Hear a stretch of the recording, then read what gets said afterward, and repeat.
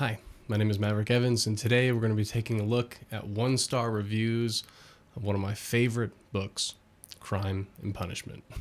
So let's see how this goes. First one here from Amazon customer. He says, "Why is this thing considered a classic? This was one of the books I was supposed to read in high school back in 1993. Somehow I managed to avoid reading it, but it always bothered me that I skipped it. So I read it now. My younger self was correct. This was a lousy book.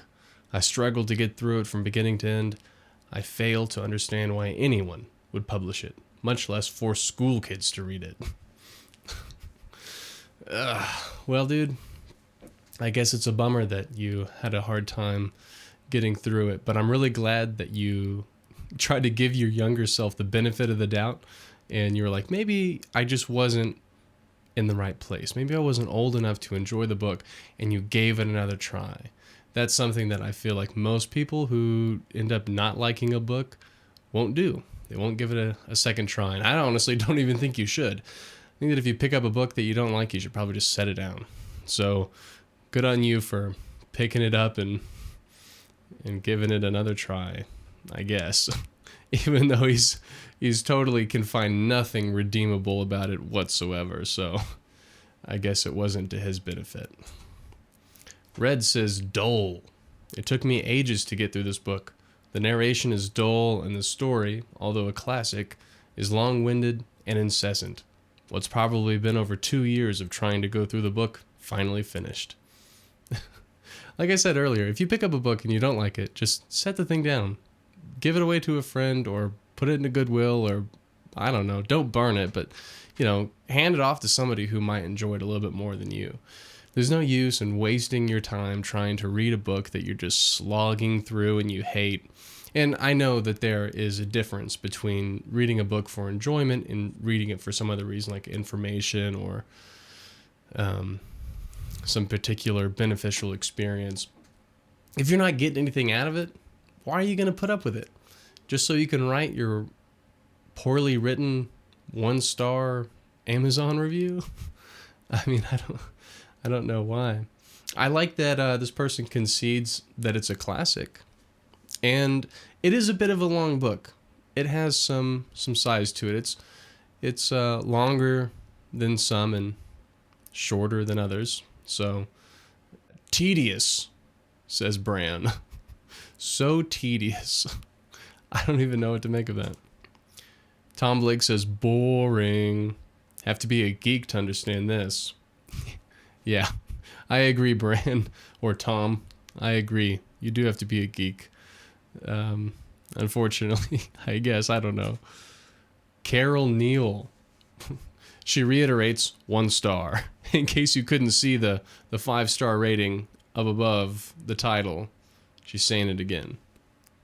Very difficult reading for me. I feel like this is a trend that a lot of people have with this book, is that they think that it's difficult to read or hard to get through. And I feel like one of the culprits that might be responsible for it being difficult to read are poor translations. If you get your hands on a very poor translation of the book, of course, because Fyodor Dostoevsky wrote it in Russian originally, and then it has been translated into whatever language you're reading it in. And so if the translator didn't do a good job, they can make things much more difficult, more complicated. There are some words that are difficult to translate directly across the aisle, and so they have to become more poetic or creative with the way that they interpret those translations. And so if you don't have someone that's well versed in that author's work, and it is very, like natively fluent in both languages, it can become a problem for a lot of readers with, older literature like this that's already so many, years apart from us. It's already, spacing us out from their culture and ours, and their society and ours, and everything. The worlds are different in a lot of ways. It's already hard to make connections. It could just not help at all if the translation is bad. Geezer and Wife. No wonder so many Russians drink to excess. Reading crap like this will do it every time. If this book doesn't drive you to drink, nothing will. I haven't encountered this many melodramatic people in my entire life. Really, truly. One after another is dropping dead of guilt or shooting himself or going insane or hating and loathing his friends and family and sweethearts or, when all is copacetic, just drinking himself stupid. Let me do you a favor and save you a few hours. Man kills 2 women and then proceeds to feel guilty for 600 pages. If I could have killed him myself, I would have. Ugh. Yeah, so this guy there's some truth to what this guy is saying. It is melodramatic, and it is just full of the saddest, most dreary, depressing things. And the Russian literature is known for that. It's both famous and infamous for that reason, that it's always just gray and dark and seemingly hopeless. And so, I was saying earlier that it was kind of difficult to read the book for the very first time. One, because it was a new style that I was becoming accustomed to. And so it was difficult in that respect, but also because it was difficult, dark material. The things that you read, the things that unfold between the characters is uncomfortable. It's hard to go through. It's hard to put yourself in the character's shoes and to experience those things, even through a book. And so I totally get what he's saying. No wonder so many Russians drink to excess. Yeah. And as far as, his vengefulness at the end, if I could have killed him myself, I would have. Yeah, I think a lot of people would have. And that's kind of part of the message of the whole book, is that, Raskolnikov, the main character of Crime and Punishment, commits this double murder. And he does it because he believes that the ends justify the means. What he doesn't realize is that after he commits these murders, he can no longer remain the same person. As it turns out, all of these justifications are vaporized as soon as the gravity of reality hits him, of what he's done and what that means. He's taken 2 lives gruesomely, and he really didn't even benefit from it, which is funny. And when this guilt sets in, his conscience is beating at him, his soul is being tormented by his sins, and he needs to make it stop. And he's truly repentant and decides that he comes to realize that the only way that he can escape his own torment from his own actions is to confess. And so he does, and then he pays the price for his actions. And so, whether Raskolnikov should have been put to death for his crimes, I don't know. Narc, a review with more style than the book itself. When I was reading these, I did not notice that title, and that is one of the most arrogant titles I've ever seen. Oh my gosh. Narc says, "This book is despicable and can only be called a classic because it is old. The novel, save the first 100 pages, is dire, and it is easy to see how the book will end. I am 14 and read the book in 2 weeks, understanding every word and knowing what was going to happen. The book centers around an ex-student named Raskolnikov, the only decent character, who kills an old woman and her sister and robs them due to hard financial times. After this act is over, the book spirals down and crashes as we are introduced to boring one-dimensional characters in a boring plot, and I use plot only because there are no other words. A paperweight more than a book that I would only recommend to people who, 1, have nothing better to do, or 2, who want to impress their friends. I'm sorry about the poor spelling and grammar in this review, but I find it hard to talk about a book that I detest unless saying that I do detest it. Thank you for reading this review, but don't read the book. Buy some decent toilet paper." Okay, well, this review shows its age. Obviously, a 14-year-old did indeed write this, and I question whether or not he actually read the book in 2 weeks, whether he actually understands every word as he says, and not because he's 14. I'm sure there are plenty of, intelligent 14-year-olds that could make sense of a Dostoevsky novel. But I don't believe him because he makes a point to say it. If you have to point it out and say, I understood it, I did, I knew every word in that book. Oh, yes, without having to even look it up. He probably didn't. He's just posturing. It doesn't sound very convincing to me. And what are these two things he says? He says, it's for people, it's better, the book is just a paperweight. It's for people who have nothing better to do. Listen, when I read Crime and Punishment, it was because there was nothing better to do, because it's hard to get better than reading Crime and Punishment. Let's be honest here. I might be biased, but I think that there's not a whole lot of other better things. I mean, you could be reading the Bible, and that would be better. But no, Crime and Punishment, definitely read it. Hard to have anything better to do. And then he says, these people who read Crime and Punishment just want to impress their friends. Yeah. I feel like I've run into people like that. And I think that maybe 5 years ago, that might have been me. I'll confess. I think when I was young, a lot of people told me in grade school that I was stupid. It put a chip on my shoulder, and now I have these intellectual insecurities about myself. And I always have to go around the world and try and prove to people that I'm smart and not a dummy, right? And so that was definitely me 5 years ago, for sure. And I have run into a lot of people who still have those issues, and where they just read a book because they're going to read War and Peace because they think it's cool and it's the biggest book ever, and then they put it on their shelf like a trophy so that when everybody walks by in their room, they can just tell them, oh, look, I read this book. Did you read War and Peace? I'm cultured. How about you? So I'm glad to be out of that phase. And I'm not sure if I was quite that bad. It's probably worse. So, next. Mr. Judgment. See, it's usernames like this that make me question whether some of these are trolling or not. If they're trolls, I don't know. This one is going to be the longest one. It's the last review that we're going to look at today. And I hope that he's a troll. I hope so, because if not, this man is in a bad place in the world.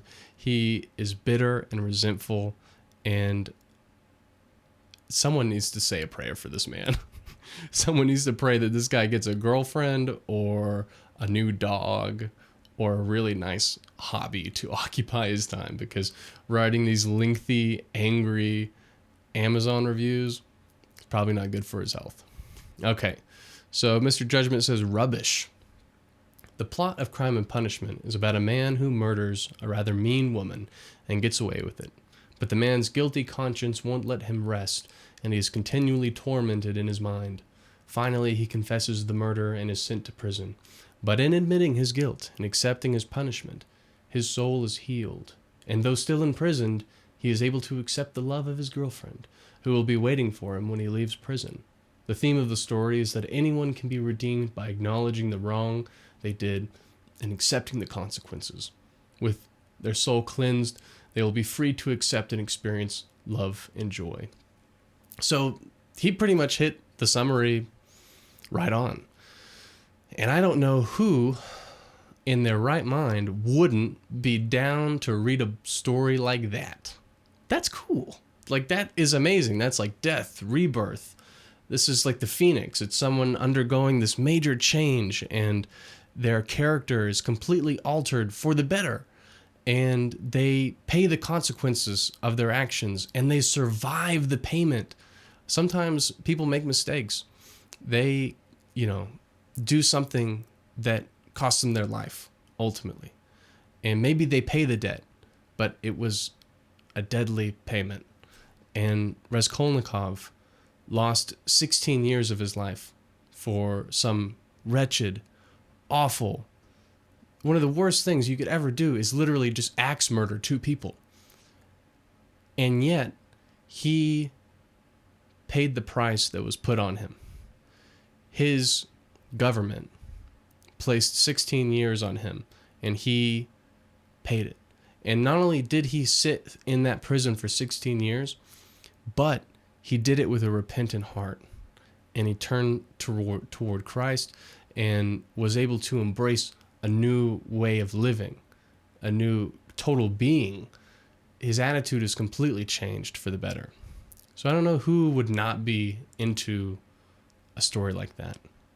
Okay, Mr. Judgment goes on to say the core plot and theme of this dreary and tedious book does have some merit. Well, I'm glad he can confess that. Unfortunately, the book in its entirety is absolute rubbish. People who are rather slow and limited may find Dostoevsky's writing compatible with their way of thinking, but most normal people with healthy, active minds will be more likely to dump this mind-numbing book in the rubbish bin. Oh my gosh. The main problem stems from the fact that this book is so long. 3/4 of the text should be deleted to better communicate the core story and theme. Dostoevsky took a potentially valid plot and theme and polluted and smothered it with mountains of verbiage. What little merit may be buried deep within it is obliterated. I don't know about you, but when I read a book I really love, and I wholeheartedly, I really do think that Crime and Punishment is an objectively good book. Okay? These 1-star reviews are hard to find. Okay? I'll let you know that. They're like 1 in maybe 2% of all reviews on 12 to 15,000 of them, right? Dostoevsky must have suffered some sort of obsessive compulsive disorder because there is no other way to explain the almost endless compulsive descriptions and analysis of every emotion and trivial event that occurs in the story. And each scene in the story goes on, and the action progresses at a snail's pace. The result is that page after page is filled with irrelevant triviality. After reading only part of this book, one begins to suspect that few people have ever actually read the entire thing word for word. Instead, those who claim to have read it probably mean they skimmed huge sections of it. Okay, so this is kind of going to tie into the other review that we read, this portion, because I definitely think that this guy is triggering me. I'm getting triggered. Okay, gonna take a moment. It's okay. It's all right. So, I think that this guy just does not understand what, first of all, that style of literature is like. If you're not used to reading older literature, then you may think that it's very wordy and superfluous. And I will tell you what, if you read like H.G. Wells, oh my gosh, I don't know what it is about that era and that genre of writing. It's just very superfluous, and it gets on my nerves because it's just like there's a lot of words everywhere that I don't know the words, and I have a fairly good vocabulary, I think. And so when I read some books like that are from that era and time, it can be a little much. Okay. And so I agree that if you are not accustomed to that way of speaking, then it may seem annoying to you. But at the end of 600 pages, you have become accustomed to it. You have an ear, you have an eye for it. You don't have an ear for it. Unless you're listening to the audiobook, then you might have an ear for it. And it doesn't bother you anymore. So it's really not something that at the end of the day upsets me. And it just seems very natural when I read it now. And Crime and Punishment is one of the very few books that I have read multiple times because I love it just that dearly. And the language has really never been an issue for me. And so I just don't understand how someone would think that the action progresses at a snail's pace. The pace is methodical, it's rhythmic, and it's not fast, but in a way it is. In my opinion, because when we are inside, it's a very internal book, right? And when we are inside of Raskolnikov's head. We, as the reader, Dostoevsky manages to allow us to feel some of the things that he feels. He's anxious. He's depressed. He is manic. And those kinds of feelings, those bodily feelings, are conveyed through the book somehow. That to me is amazing. And I don't think that those kind of affects could have been imposed on the reader in any other way than a very methodical, rhythmic pace. Slow, if you want to call it that. But that's what it took.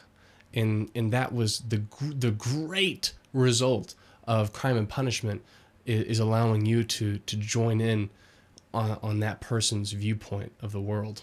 So, okay. And also, instead, those who claim to have read it probably mean they skimmed huge sections of it. No, if you're just going to skim huge sections of it, you might as well just read the summary and learn the story itself, or have someone retell it to you. It's not that big a deal. And to try and accuse people of that, it's like, dude, who cares?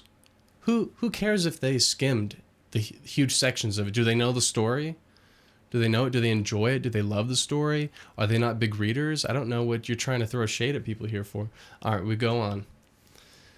Another distressing characteristic of this book is that it reflects the depressing attitudes and values of the stereotypical Russian. Why? Okay, first of all, it sounds a bit racist to me, but we'll pass on that. Maybe we won't. It's a distressing characteristic that it reflects, we're just going to say, attitudes and values of stereotypical Russians. Why is that distressing? I don't see the point in that statement. He goes on, he says, there is no humor or cheerfulness, no admiration of success or prosperity, and no optimism.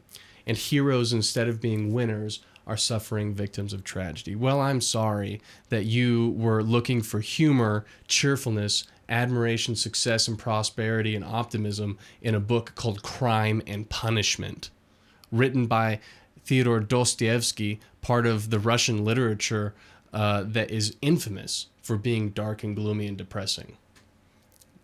You didn't do your homework, lad, before you bought the book and you decided to read 600 pages of it. Oddly enough, there are people who express great enthusiasm and admiration for this book. What can explain their attitude? There is probably a devious psychological motivation behind it. One suspects that they know Dostoevsky's rambling miles of verbiage make the book essentially inaccessible to normal, intelligent individuals. Therefore, they feel safe to pretend that they alone comprehend its supposed brilliance. They are attempting to construct an intellectual facade around a book that for the most part is trivial and meaningless bunk. The Emperor has no clothes, which is, of course, to say that he's attempting to say that we are too scared to criticize the popular opinion for fear of ridicule. So he says that inaccessible to normal, intelligent individuals. Okay, this is too much. I mean, this is the kind of stuff that makes me convinced that it has to be a troll, right? Because this is just such provocative writing that it just can't be serious.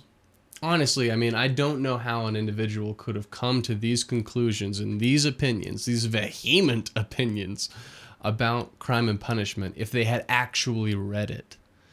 There seems to be some, and here's where we will get a little bit more like armchair psychology on it. You know, this guy is clearly projecting his own insecurities, as we all have.